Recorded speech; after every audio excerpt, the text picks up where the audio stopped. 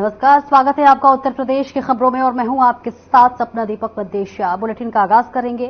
CM Yogi Adityanath ने अपने सरकारी आवास 5 कालिदास मार्ग पर अहम बैठक की। इस बैठक में तमाम आला अधिकारी मौजूद रहे, जिसमें इंटरनेशनल ट्रेड शो की तैयारियों को लेकर चर्चा की गई। साथ ही सीएम योगी ने ट्रेड शो से पहले सभी अधिकारियों को जिम्मेदारियों सुनिश्चित करने के भी निर्देश दिए हैं।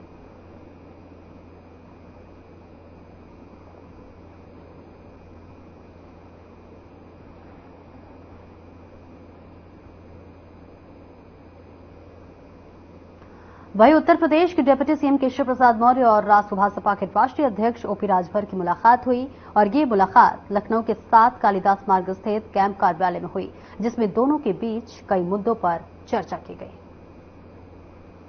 तस्वीरें भी हम आपको दिखा रहे हैं, जहां पर आपको राजभर और केशव प्रसाद मौर्य नजर आ रहे होंगे, जहां पर आपको बताते चले कि तमाम मुद्दों को लेकर चर्चा की गई। और ऐसे में देखिए, अगर बात उत्तर प्रदेश की करें तो उत्तर प्रदेश में विधानसभा उपचुनाव भी होने वाले हैं और ऐसे में ये तस्वीरें अपने आप में बहुत कुछ बयां करती है। और आपने देखा कि किस तरह से उत्तर प्रदेश में इस वक्त खींचतान की जो तस्वीरें हैं वो लगातार इस वक्त नजर आ रही हैं। बात कर ले मुख्यमंत्री और उप मुख्यमंत्रियों के बीच भी खींचतान की जो तस्वीरें हैं वो देखिए किसी से छिपी नहीं है, लेकिन इस बीच ये मुलाकात की तस्वीरें अपने आप में कई सारे संशय पैदा करते हुए नजर आ रही हैं।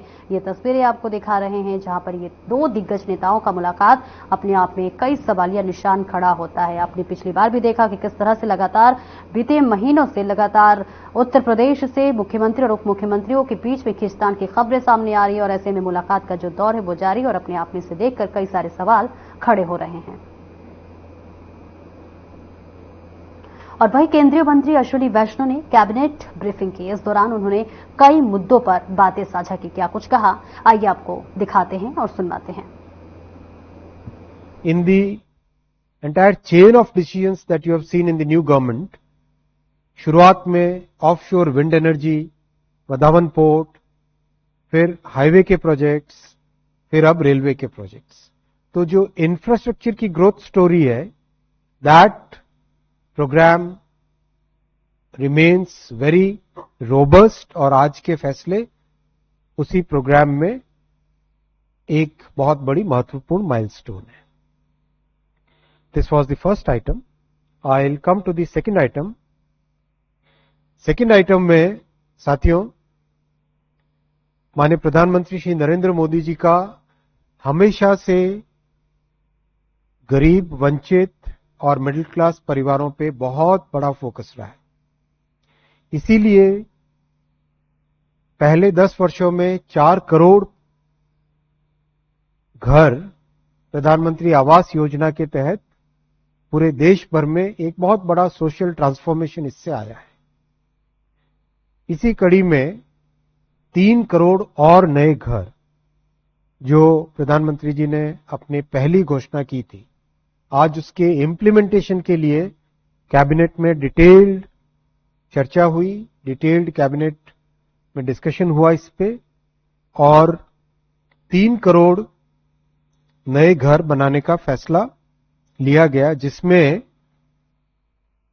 3,60,000 करोड़ 3,60,000 करोड़ रुपीस का टोटल बजटरी प्रोविजन रहेगा।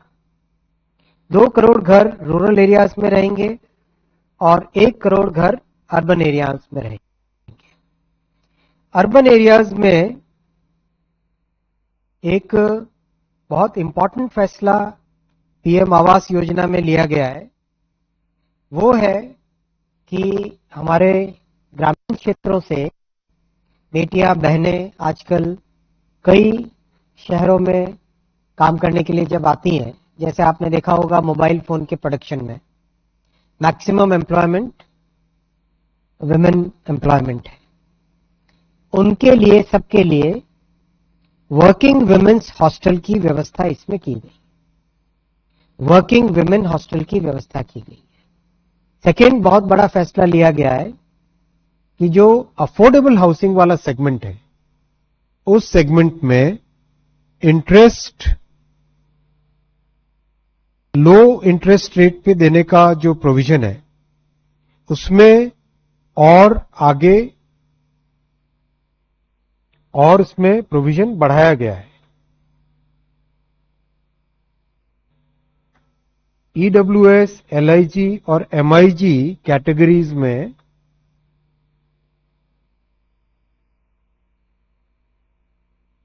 25 लाख रुपए तक के होम लोन पर 4% की रेट से इंटरेस्ट सब्सिडी दी जाएगी।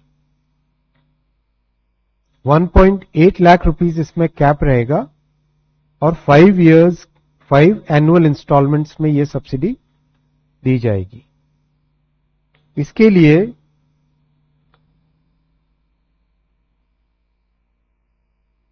क्रेडिट गारंटी और जो फाइनेंशियल प्रोविजन किया गया है उसमें क्रेडिट गारंटी में भी इंक्रीज किया गया है।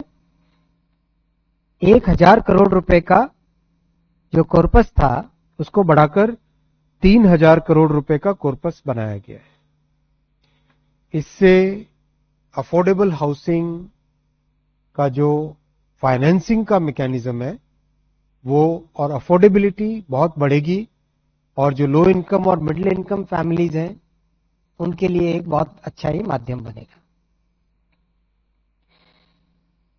मैं साथियों आपके साथ ये शेयर करना चाहूंगा, कई ग्रामीण क्षेत्रों में मैंने स्वयं जाके देखा है और आप भी जाके देखिए, पक्का घर जब बनता है तो उस पूरी फैमिली में एक ट्रांसफॉर्मेशन आता है।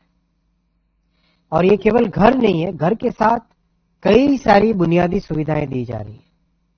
वाटर कनेक्शन, बिजली का कनेक्शन, गैस का कनेक्शन, एक तरीके से लाइफ में एक इतना बड़ा परिवर्तन आए वो पीएम आवास योजना का उद्देश्य है।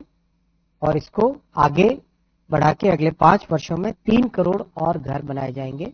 और मैं आपको ये भी कहना चाहूंगा, विश्व में इतनी बड़ी इंक्लूसिव ग्रोथ का बहुत कम एग्जांपल्स हैं।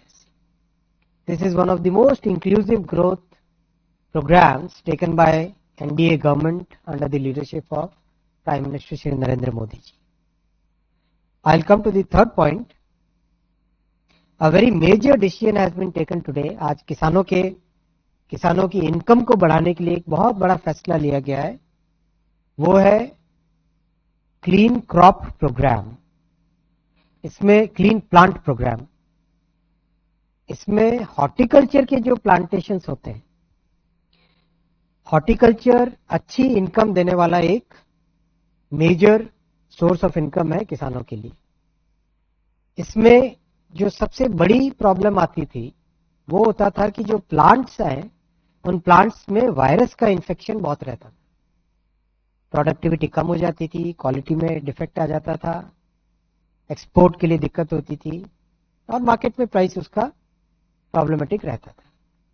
उसको, उस रूट कॉज को, उस मूल प्रॉब्लम को सॉल्व करने के लिए ये प्रोग्राम आज कैबिनेट में प्रधानमंत्री श्री नरेंद्र मोदी जी ने अप्रूव किया है। इसके अंतर्गत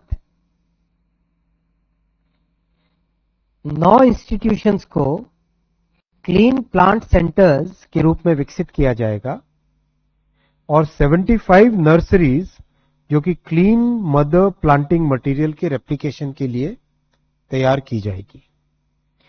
आप अगर इसको साधारण भाषा में समझें तो एक तरीके से जितने फ्रूट्स और हॉर्टिकल्चर के दूसरे प्लांट्स हैं, बनाना, ऑरेंज, संतरा, चीकू, कई तरह के अंजीर, कई तरह के जो प्लांट्स हैं, इसमें इस प्रोग्राम के बाद में प्रोडक्टिविटी में और क्वालिटी में बहुत बड़ा इंप्रूवमेंट आएगा। आपको ये जानकर आश्चर्य होगा कि हॉर्टिकल्चर के प्रोडक्ट्स का एक्सपोर्ट गत 10 वर्षों में बढ़ के करीब 50,000 करोड़ रुपए से ज्यादा का हो चुका है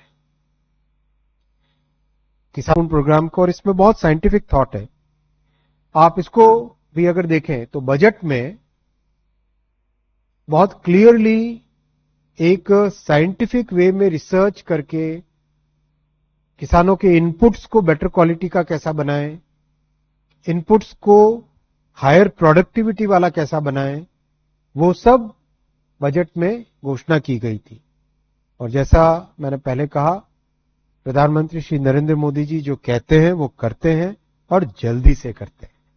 तो ये अभी बजट में घोषणा हुई थी और अभी प्रोग्राम्स आगे इम्प्लीमेंटेशन के लेवल पे आ गए। इसमें क्लीन प्लांट प्रोग्राम में 1766 करोड़ रुपीस का इन्वेस्टमेंट होगा। I will come to the fourth point.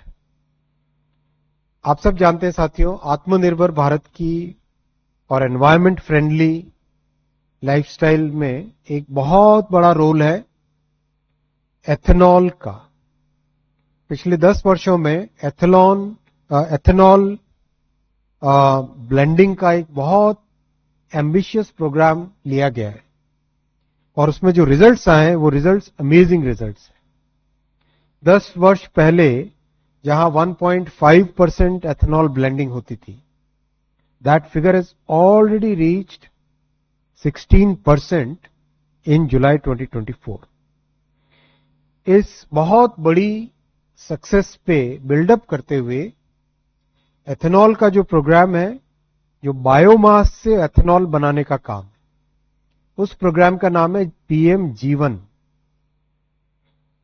PM जीवन। इस पीएम जीवन कार्यक्रम को, प्रोग्राम को और 5 साल के लिए आगे बढ़ाया जा रहा है और इसमें 1969 करोड़ रुपए का इन्वेस्टमेंट और किया जाएगा। इसका बहुत लॉन्ग टर्म इंपैक्ट रहेगा देश पे। Environmentally conscious, environmentally sustainable fuel, और इसमें आगे एयरक्राफ्ट का जो एटीएफ है, एविएशन टर्बाइन फ्यूल, उसमें भी एथेनॉल ब्लेंडिंग का प्रोग्राम हाथ में लिया गया है, उसको भी आगे बढ़ाया जाएगा। ये 4 बड़े फैसले थे साथियों। और मैं लास्ट में एक बहुत ही महत्वपूर्ण चर्चा हुई कैबिनेट में, उसके बारे में आपको ब्रीफ करना चाहूंगा। अभी जो हाल ही में माननीय सुप्रीम कोर्ट ने आरक्षण के विषय पर एक जजमेंट दिया है। इस जजमेंट ने सुप्रीम कोर्ट ने एससी और एसटी के रिजर्वेशन के विषय में कुछ सुझाव दिए। आज माननीय प्रधानमंत्री जी की अध्यक्षता में कैबिनेट में इस विषय पर विस्तृत चर्चा हुई है और कैबिनेट का सुविचारित, वेल थॉट थ्रू मत है कि एनडीए सरकार बाबा साहेब अंबेडकर जी के बनाए संविधान के प्रावधानों के प्रति प्रतिबद्ध है, संकल्पबद्ध है। बाबा साहेब अंबेडकर जी के संविधान के अनुसार एससी और एसटी के रिजर्वेशन में क्रीमी लेयर का कोई प्रावधान नहीं है। कैबिनेट का सुविचारित मत है, वेल थॉट थ्रू डिसीजन है कि बाबा साहेब अंबेडकर के संविधान के अनुसार ही एससी और एसटी का रिजर्वेशन की व्यवस्था होनी चाहिए। ये साथियों 5 बड़े फैसले आपके सामने रखे। I will take some questions. Already it is 9:50। Prashant Prashant हूँ एनडीटीवी से। सर सबसे पहला सर आखिरी में जो आपने बात कही सर, एक क्रीमी लेयर का मसला है, दूसरा सब कैटेगराइजेशन का भी मसला है सर, आरक्षण के भीतर आरक्षण का। क्या उस पर भी कोई चर्चा हुई कैबिनेट में और क्या फैसला हुआ? जितनी चर्चा हुई मैंने उतना बताया। 90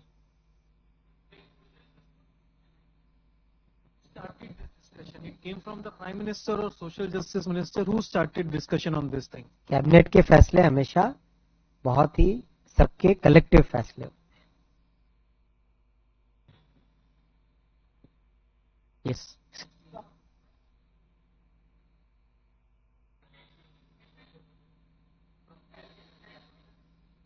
मत है, ओपिनियन है। अभी हाल ही में माननीय सुप्रीम कोर्ट ने आरक्षण के विषय पर एक जजमेंट दिया है।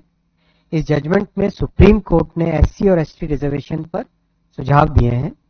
आज प्रधानमंत्री जी की अध्यक्षता में कैबिनेट में इस विषय पर विस्तृत चर्चा हुई है।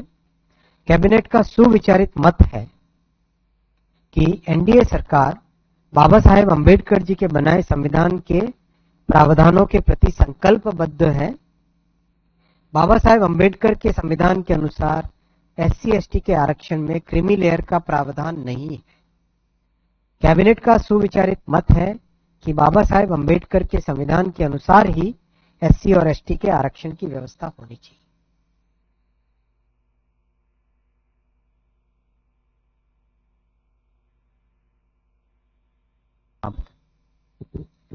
Sir Tarun from Zee business sir.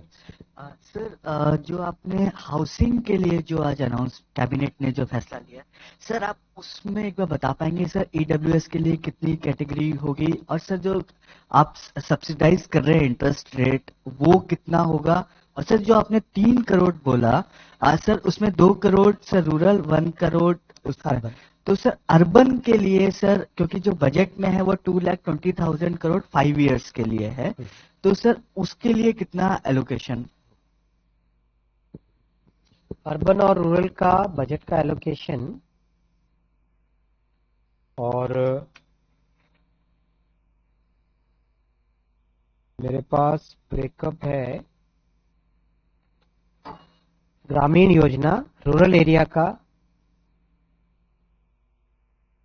केंद्र का कंट्रीब्यूशन है उसमें 2,05,856 करोड़, स्टेट्स का शेयर है 1,02,800 करोड़ 81 करोड़ यानी, और इसी तरह से अर्बन का है सेंटर का 1.6 लाख करोड़ और स्टेट्स का 70,000 करोड़। इस तरह से डिवीजन है। इंटरेस्ट सब्सिडी पे एग्जैक्टली कितना आएगा ये सब चीजें आपको डिटेल्स जरूर प्रोवाइड। अच्छा स्कीम कब से लागू हो जाएगी, इस पे भी कोई स्कीम तुरंत लागू होगी। प्रधानमंत्री जी के पहले फैसलों में से ये फैसला है और इसका मिडिल इनकम फैमिलीज पे, लो इनकम फैमिलीज पे बहुत मेजर बेनिफिट है।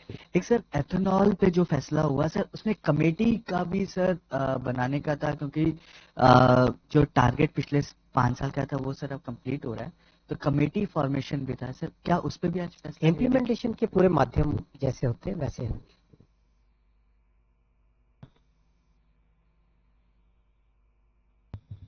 I'm Suresh Mishra from Economic Times. I have 2 questions, sir. Sir, if this is the opinion of the cabinet, is there any need for any legislative changes as well? Was that also thought out? And my second question is regarding railways. By when do you expect these projects to be completed? मैं पहले दूसरा प्रश्न लेता हूँ। Railway के ये जो 8 projects हैं, ये 8 के 8 प्रोजेक्ट्स पे बहुत सारा एक प्लानिंग का प्रोसेस, जैसा आप जानते हैं कि पीएम गति शक्ति पोर्टल जब से बना है तब से planning has become very systematic. जितने भी रास्ते में कोई भी किसी दूसरे इंफ्रास्ट्रक्चर के प्रोजेक्ट का इंटरेक्शन होता है, मान लो कहीं पे एक ट्रांसमिशन लाइन जा रही है या फिर कोई मान लो कोई सैंक्चुअरी है रास्ते में, उन सब को पहले से प्लान के अंदर एड्रेस किया जाता है।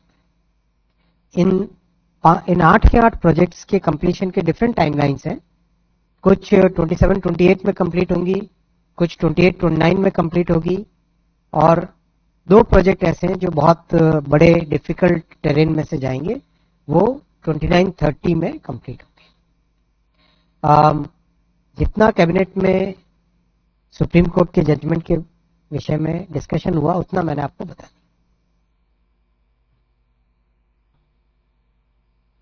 273. Sir, this is Abhishek from Business Line. Sir, a quick question is these railway projects, a part of this is also relates to the mineral corridors. Is this a part of the Eastern Dedicated Freight Corridor project, or is this a separate project that you're taking up? And also, is a parallel dedicated freight project going on in these areas? देखो, पूरे के पूरे network को देश में जितने भी major origins हैं और जो मेजर डेस्टिनेशंस हैं उनको पूरे के पूरे देश के अंदर जितना भी डिमांड है रेलवे के पॉइंट ऑफ व्यू से, उन सबको पीएम गतिशक्ति पोर्टल पे प्लॉट किया गया है। उससे एकदम क्लियरली विजिबल हो जाता है कि कहां पर नई कैपेसिटी की जरूरत है, एक साइंटिफिक वे में क्लियरली सामने आ जाता है। वो ध्यान में रखते हुए ये प्रोजेक्ट्स बनाए हैं और इन प्रोजेक्ट्स का मैक्सिमम बेनिफिट मिलेगा हमारे ट्राइबल क्षेत्रों में रहने वाले परिवारों।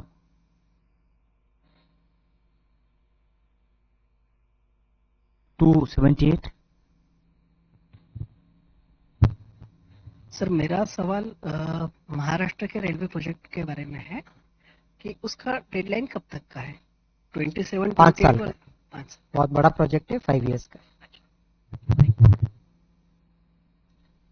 तो again you want to ask? अच्छा, okay, Sorry, it's a follow-on question. Is it possible to quantify the emissions in terms of value rather than volume? Value as in? What is the amount of emissions we are saving in terms of? हाँ, that I've told. It's 767 kgs. crore kilograms of CO2 emission. Yeah, in value terms, is there a? I mean, Value as in monetary terms. Monetary CO2 का कैसे होगा? 767 crore kilograms of CO2 पूरा calculation है। आप सब UPSC का exam लेते हो मेरा। Thank you. Thank you very much. Thank you.